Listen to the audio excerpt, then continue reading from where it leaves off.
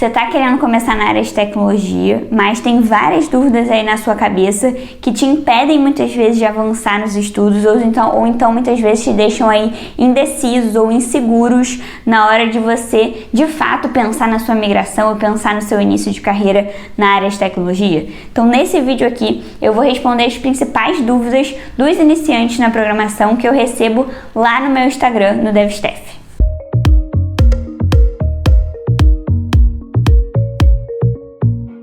Olá, meu nome é Stephanie Cardoso, sou desenvolvedora back-end, já trabalho há 5 anos na área e eu ajudo as pessoas que querem começar aí uma carreira na área de programação, tanto aqui no canal do YouTube quanto lá no Instagram, no @devstaff. E lá no Instagram eu costumo abrir muita caixinha de pergunta e a galera sempre envia assim, muitas dúvidas clássicas dos iniciantes na programação. E nesse vídeo aqui eu separei 3 perguntas principais que sempre aparecem por lá e vou responder aqui para vocês em formato de vídeo no YouTube essas principais dúvidas para você realmente tirar isso aí da sua cabeça e conseguir dar o pontapé inicial que você precisa para começar na área de tecnologia. Então vamos para a pergunta 1. Como saber o que começar a estudar? Quero entrar na área, mas não sei por onde. E aí, junto dessa pergunta, eu vou responder sobre uma outra aqui também que está relacionada. Essa aqui, ó. Não sei nada sobre tech. Por onde começar? Essa é a pergunta mais clássica de todas, né? De quem está começando aí na área de programação e precisa desse direcionamento inicial.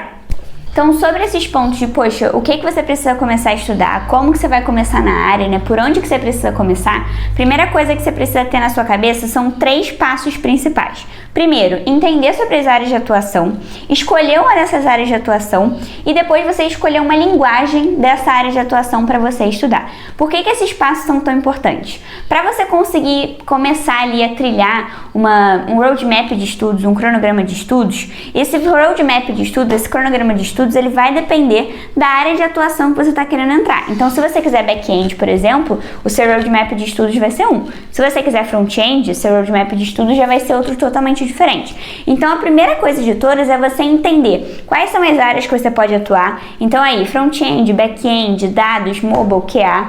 Entender qual dessas áreas você tem mais afinidade, escolher uma dessas áreas para você se aprofundar. E aí, depois dessa escolha de área, você vai fazer uma pesquisa. Pô, quais são as linguagens mais utilizadas nessa área?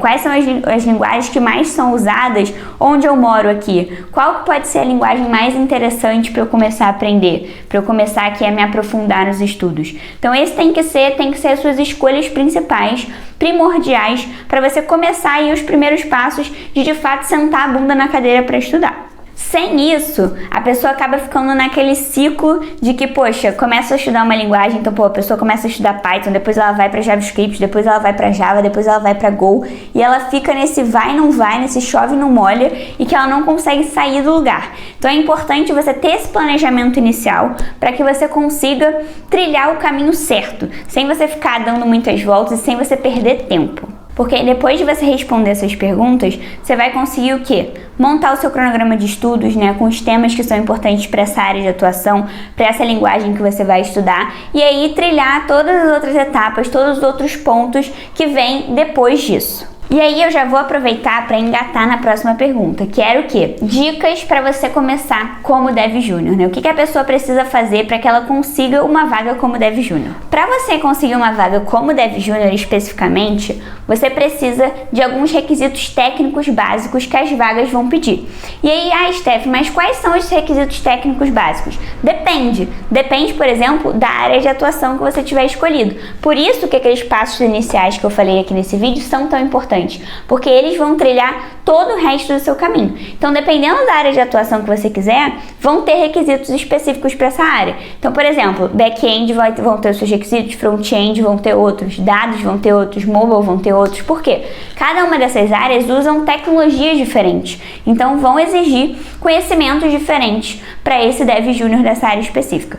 E uma coisa importante de falar aqui, Dev Júnior já precisa sim ter conhecimentos específicos, tá? Então eu vejo muita gente falando, pô, mas as empresas estão querendo gente pronta para Dev Júnior, estão querendo já um Dev pleno no lugar de Dev Júnior. Não é isso, tá, gente? Um Dev Júnior, ele já tem sim responsabilidade dentro de uma equipe, ele já vai ter ali tarefas que ele vai precisar cumprir. Claro que nos seus primeiros dias, né, no emprego, nas primeiras semanas, até nos primeiros meses, você vai estar ali primeiro se ambientando, né? Tem até um outro vídeo aqui no canal que eu falo sobre os meus primeiros dias, né, como desenvolvedora back-end na Globo. É um vídeo legal de você ver que eu falo bastante sobre isso, sobre os primeiros dias, sobre o que você precisa ter medo ou não, o que vão te demandar ou não. Mas assim, por mais que nesses primeiros dias seja uma coisa mais tranquila, nesses primeiros momentos, né, eles já vão precisar que você entre com alguns requisitos iniciais ali. Se você tá querendo buscar uma vaga, né, se você tem interesse de uma vaga que vai te exigir quase nenhum, digamos assim, requisito técnico, você precisa focar em procurar uma vaga de estágio.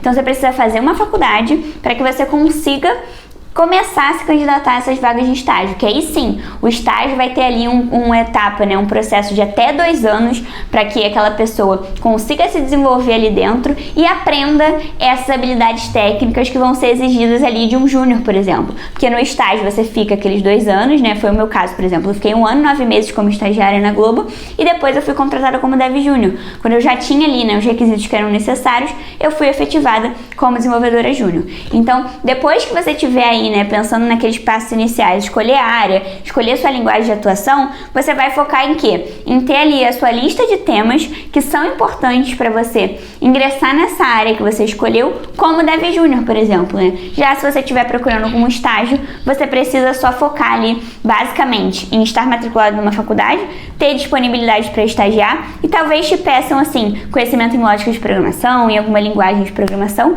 mas isso você já vai estar vendo ali durante a faculdade, então acaba sendo sim mais tranquilo aí os requisitos. E aí eu vou aproveitar para falar sobre um tema super comum, que é a galera que fica em dúvida sobre qual área de atuação é mais legal, mais interessante dela ingressar. Eu recebi essa pergunta aqui numa caixinha, né, a pessoa pedindo um caminho para quem já tem alguma noção de programação, mas ainda não se encontrou com relação à área de atuação.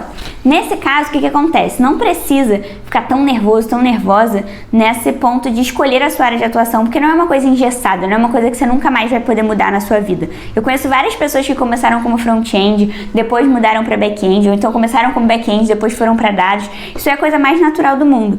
Por que é tão importante você fazer uma escolha inicial? Porque é a partir dessa escolha que você vai trilhar os próximos passos, que você vai escolher a sua linguagem, que você vai montar a sua lista ali de temas de estudo. Então, você precisa fazer uma escolha para você focar no que você vai estudar. Não dá para você estudar todas as áreas de uma vez. Então, por isso que você precisa fazer essa escolha, para você ter foco nos seus estudos. Senão você fica atirando para todos os lados e aí você fica com vários passarinhos voando e nenhum na mão, né? Igual aquele ditado. Então, por isso que é importante você fazer essa escolha, mas não pense que isso é uma escolha definitiva, que vai ser para sempre essa escolha, essa é a escolha assim principal que vai definir toda a sua carreira dentro de programação, porque não vai. Então não perde tanto tempo, digamos assim, fazendo essa escolha. Veja qual das áreas você tem mais afinidade, pode até experimentar. Pô, pega uma linguagem de front-end, pega uma linguagem de back-end, vê qual que você tem mais afinidade e pronto, escolhe, tá? Não fica enrolando muito para fazer essa escolha, porque isso pode te atrasar muito aí ao longo do caminho. Essas foram as 4 perguntas aí principais que eu recebo pra caramba lá no Instagram da galera que tá iniciando na área de programação. Mas se você tem alguma outra dúvida, muito assim, que tá te impedindo de você avançar, deixa aqui nos comentários, que se muita gente começar a responder, quem sabe eu não gravo um vídeo exclusivo sobre essa sua dúvida, tá bom? Então, vou dar uma lida aqui nos comentários depois, deixa aqui a sua dúvida, que aí quem sabe não vira aí um conteúdo futuro. Então, até o próximo vídeo, espero que eu tenha te ajudado um pouquinho aí nesse seu início na área de programação. Até a próxima!